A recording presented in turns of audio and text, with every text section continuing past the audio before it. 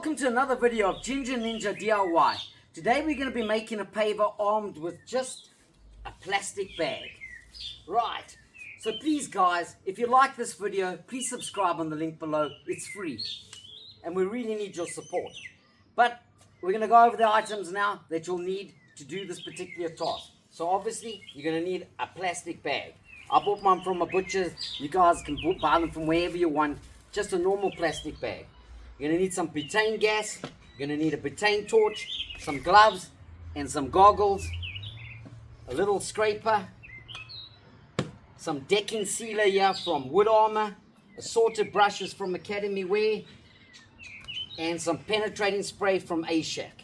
And besides that, our main ingredient to make the paver today is going to be some premix from Build It. So in the premix, you generally got some river sand and you got some cement. And we're going to show you how to do that now. Alright, so we're in the mixing stage of our paver. So a normal street mix consists of about 35 kgs of river sand and about 5 kgs of cement. And then obviously we have to add water to that. So we're going to really show you how to do that. When I done this particular task, I got about 75 pavers out of one street mix. But that will be dependable on the size bag that you use and how much you put in the bag. Alright, so we're going to show you how to do that. So I've gone ahead and I've put my river sand into my wheelbarrow. And now I'm going to add my cement. Adding my cement here now.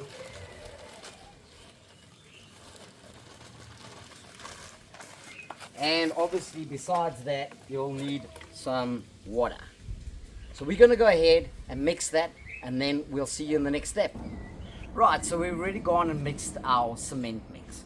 Basically, if you look at this, we've got a nice sloppy mixture, which is what we want. And the reason for that is we don't want any lumps in the cement because that's going to cause cracking on our paver later. So a nice sort of wet consistency in your cement is perfect.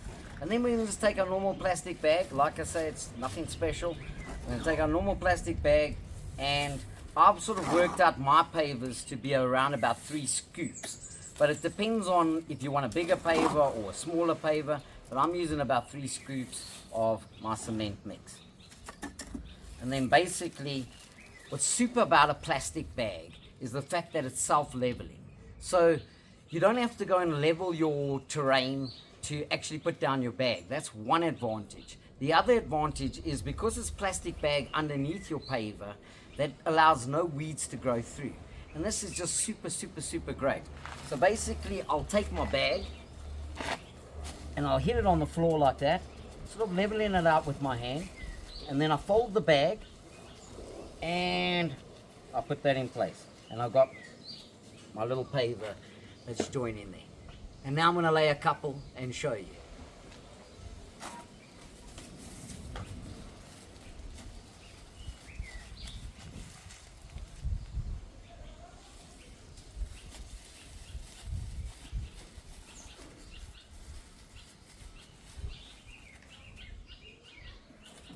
Move that out of the way there, so I've got some space.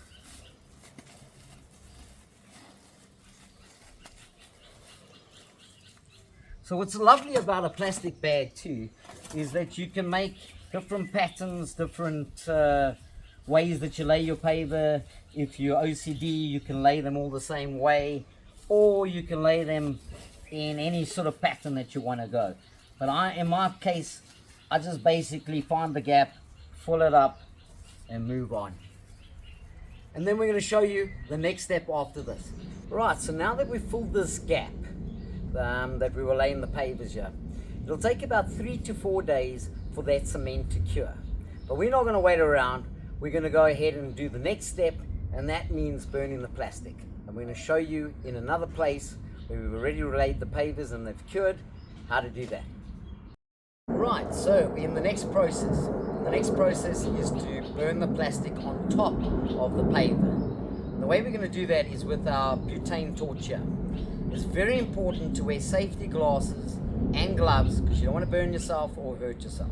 So we're going to go ahead and show you how to do that now. So it's very important when burning the plastic that you go from the middle of the plastic and then actually push the plastic around so that it actually forms a grout around the paver. So you'll see I'll go in the middle and then I move it around, burning the plastic into basically the surrounding of the paver. And the reason why we do that is because you want the plastic to actually form a grout right around the paver. And that allows the grass not to come through on the paver, or the weeds or anything like that. And so now I'm going to go ahead and burn all these plastic bags off on the top, and then I'm going to show you the next step. Right, so now that we've finished our burning of the plastic with our butane torch, our next step is a product that I have a lot of affection for. This particular product is A-Shack, and it's called Spray Seal. And it's really great for masonry work and brickwork. And it's super because when you spray it on it, it's a penetrating spray. It goes into the brick and stops absorption. And that's really cool because my next coating that's going to go on top, I don't want it to be absorbent. That particular coating, I don't want it to sink in. So by spraying this onto the paver, I allow the fact that I'm going to have no problem in the next coat adhering to it properly. And I'd like to give this particular product from A-Shack my Ginger Ninja seal of approval. So it's nice and simple.